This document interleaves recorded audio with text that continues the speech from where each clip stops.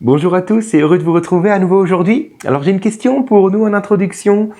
Comme on en a parlé l'autre jour, rappelez-vous, les frères de Joseph qu'il avait vendu comme esclave donc en Égypte ont comme enterré ce péché, ce problème-là qu'ils ont commis donc 22 ans auparavant.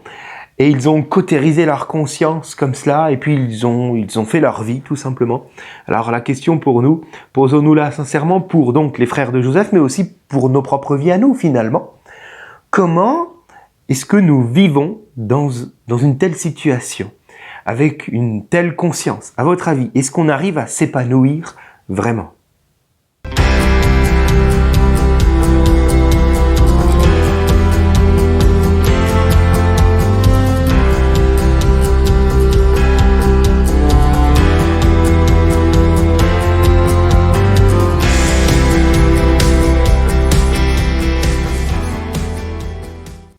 Voilà, bonjour donc à tous et heureux de vous retrouver aujourd'hui, que le Seigneur vous bénisse et que sa parole vous fasse du bien. J'aimerais lire avec vous les 2 premiers versets du chapitre 42 donc de la Genèse, où il est écrit ceci: Jacob, voyant qu'il y avait du blé en Égypte, dit à ses fils: Pourquoi vous regardez-vous les uns les autres?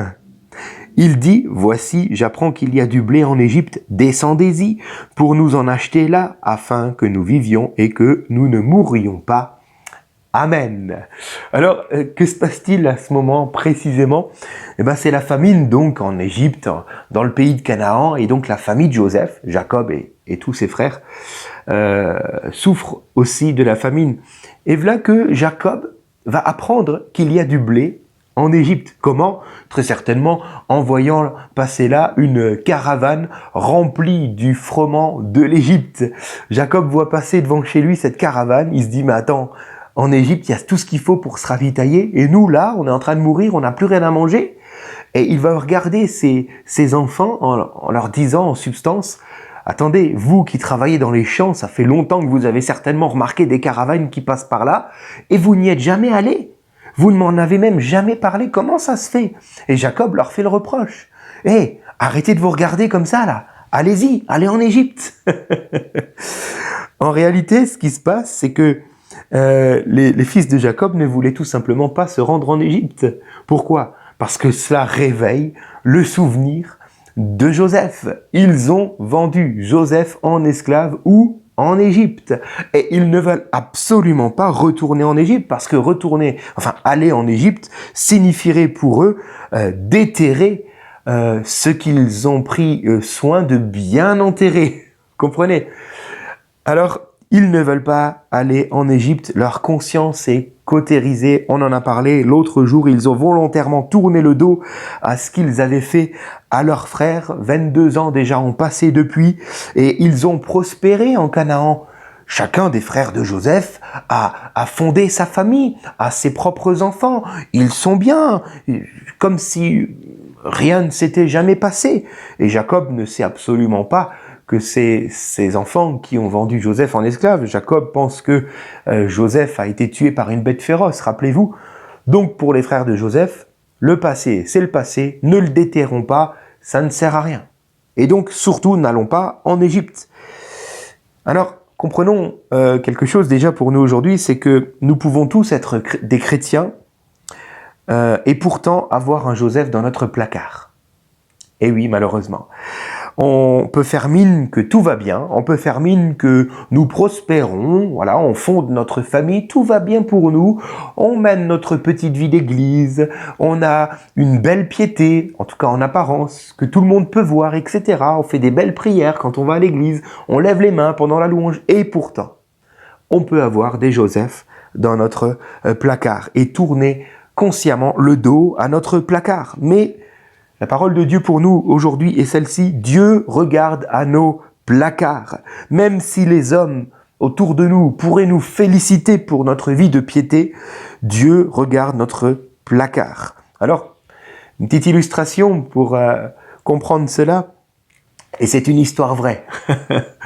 Un jour, un homme et une femme, un couple qui était là, s'arrêtent au drive d'un fast-food, commandent donc à manger. Ils reçoivent leur sac et puis ils s'en vont sur une aire de pique-nique pour pour déjeuner tout simplement. Et puis en ouvrant le sac, surprise, ce n'est pas à manger qui est à l'intérieur, mais des liasses et des liasses de billets. Et ils sont surpris, bien entendu, mais l'homme qui est foncièrement honnête va dire « je vais aller retourner au restaurant, au fast-food et je vais leur rendre leur argent ».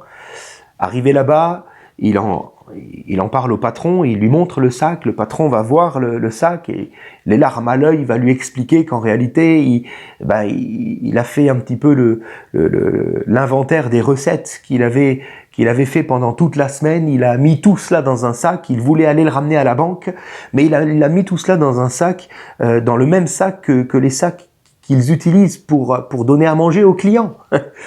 Et l'employé, certainement, après avoir fait préparer donc la commande de ce couple, s'était trompé de sac ensuite et lui a donné le sac avec les billets plutôt que le sac avec le repas. Et donc le patron va être bouleversé et subjugué par tant d'intégrité et d'honnêteté au point de dire à cet homme « faisons venir le journal local » et prenons une photo de vous, de votre couple, qui est si honnête, parce que les gens doivent savoir qu'il existe encore de nos jours des gens honnêtes comme vous. Et voilà que l'homme va alors chuchoter à l'oreille du patron, « Surtout ne faites pas cela, parce que je suis marié et la femme qui m'accompagne n'est pas mon épouse. » Alors ça peut nous faire sourire, c'est dramatique en réalité, mais simplement pour comprendre que on peut tromper les gens autour de nous, vous voyez, parce qu'on peut garder quelque part de bonnes valeurs quand même, tout en traînant derrière nous des Joseph dans nos placards. Et le Seigneur aujourd'hui veut mettre son doigt sur les Joseph qui sont dans nos placards. Alors, on peut tromper tout le monde, mais il arrive un temps où Dieu veut nous mettre face à nos placards. Pourquoi? Pourquoi? Non pas pour nous faire rougir, non pas pour nous faire honte, bien entendu, mais parce que Dieu ne veut pas que nous emportions dans nos tombes nos placards, parce que dans le ciel, il n'y a aucun Joseph dans les placards. Et tout ce que nous aurons caché sur cette terre sera crié sur les toits. Et Dieu ne veut pas cela, surtout pour ses enfants. Voilà pourquoi il nous propose aujourd'hui de nous mettre face à nos placards afin de régler ce problème-là maintenant et de ne plus attendre. Dieu veut aussi nous mettre face à ces placards parce que les secrets font toujours mal. Toujours. Ce que nous laissons derrière en disant « c'est du passé », si cela n'a pas été réglé, cela nous suit encore aujourd'hui. J'en prends pour exemple David, qui, après avoir commis adultère et meurtre, va dire ceci dans le psaume 32, versets 3 et 4, « Tant que je me suis tu, tant que je gardais cela secret finalement, tant que je me suis tu, mes os se consumaient, je gémissais toute la journée, car nuit et jour, ta main, Seigneur, s'appesantissait sur moi. Ma vigueur n'était plus que sécheresse, comme celle de l'été. » Alors oui, ce que nous gardons secret, peu importe depuis combien d'années, cela nous ronge encore aujourd'hui. Et cela se voit dans la vie des frères de Joseph. Oui, je lis par exemple au Genèse 42, verset 21. Au verset 21, il est écrit ils se dirent l'un à l'autre, donc les frères de Joseph, « Oui, nous avons été coupables envers notre frère, car nous avons vu l'angoisse dans son âme lorsqu'il l'avait vendu en tant qu'esclave en Égypte quand il avait 17 ans. Nous avons vu l'angoisse dans son âme quand il nous demandait grâce, et nous ne l'avons point écouté. C'est pour cela que cette affliction nous arrive aujourd'hui. » Alors, l'angoisse qui était dans le cœur de Joseph adolescent s'est finalement installée dans le cœur de ses frères, de ses bourreaux. Oui, ce que nous cachons finit par nous tenir. Finit par nous tenir. Il existe des répercussions psychiques à nos péchés qui sont tenus secrets. Et je crois que c'est vraiment important de nous le rappeler. Les os de David se consumaient. Il perdait la vigueur tant qu'il se taisait, tant qu'il gardait le secret. Et les frères de Joseph, qui étaient des hommes d'âge mûr, étaient pourtant terrifiés, morts de peur. Et leur anxiété face à ce qu'ils vivaient en Égypte, quand ils sont allés chercher du blé, leur anxiété était décuplée par leur culpabilité. Et nous voyons par exemple dans Genèse 42, verset 37, que Ruben, l'un des frères de Joseph, va proposer même à Jacob de dire mais maintenant on doit retourner en Égypte avec Benjamin. Mais Si Benjamin ne revient pas vivant avec nous, alors tu pourras prendre mes 2 fils. Pourquoi 2?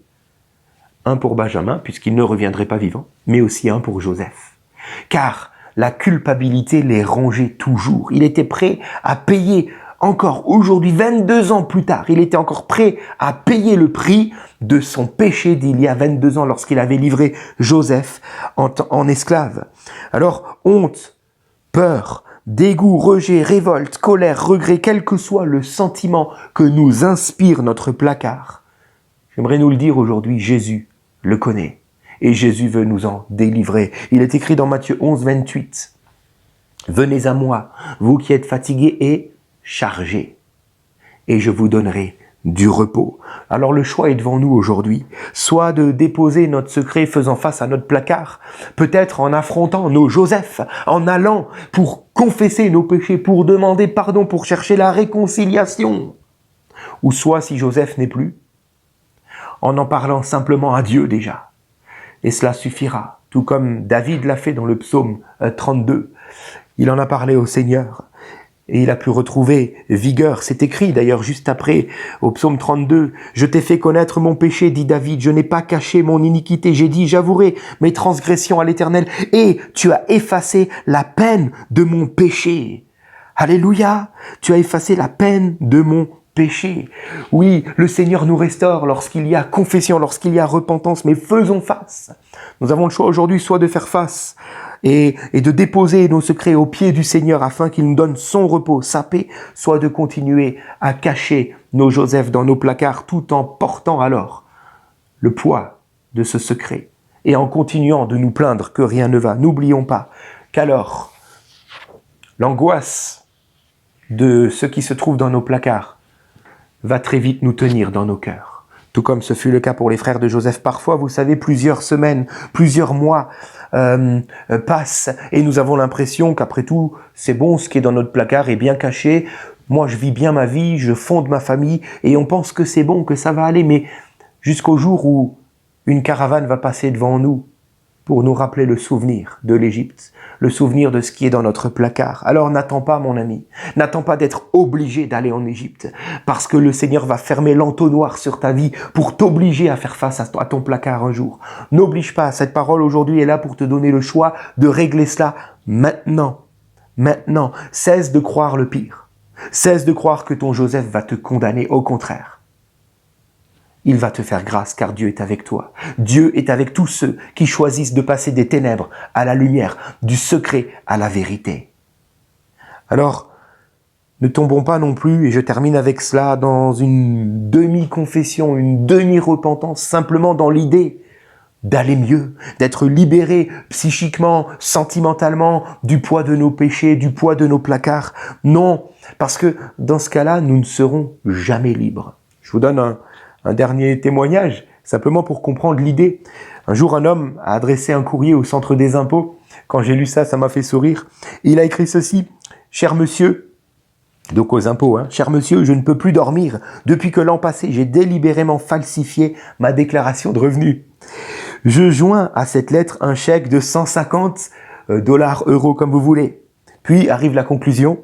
Si j'ai toujours des insomnies, je vous enverrai le reste. » Comprenez le problème? Si on confesse simplement dans l'idée d'aller mieux, alors on risque de ne pas tout dire. Et surtout, on n'ira pas mieux. La confession, la repentance doit être en vue de vivre une vie qui se tient dorénavant pour toujours dans la vérité. Alors là, arrivera réellement le repos pour nos âmes. Alléluia. Je prie, Seigneur, pour chacun de nous, que tu nous permettes, Seigneur, de faire face à nos placards aujourd'hui, s'il y en a, bien entendu, afin que nous puissions régler cela, afin que nous puissions nous tenir dans la vérité, car c'est la vérité qui nous affranchit, qui nous rend libres. Et tant que nous choisissons de rester dans le mensonge de nos placards tenus secrets, alors nous ne pourrons pas être libres. Oh Seigneur, fais-nous grâce d'accepter d'affronter nos Joseph du passé, afin de trouver la paix de Dieu maintenant. Tu nous accompagnes dans cette démarche-là. Tu es avec celui qui veut accomplir la vérité de Dieu. Seigneur mon Dieu, s'il te plaît, je prie pour tous ceux qui sont liés aujourd'hui émotionnellement à cause de leur placard. Je prie que tu les délivres à mesure qu'ils acceptent d'y faire face et que ta paix les inonde. au nom de Jésus. Amen. Voilà, soyez bénis et à vendredi.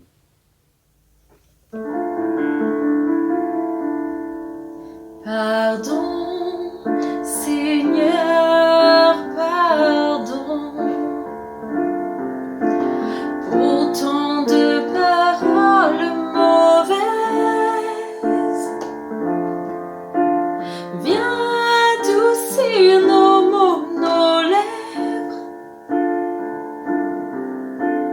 et que nos querelles s'apaisent.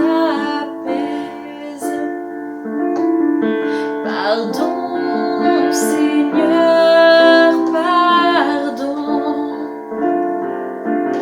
de toujours garder rancune. Viens changer notre amertume, transformer notre âme.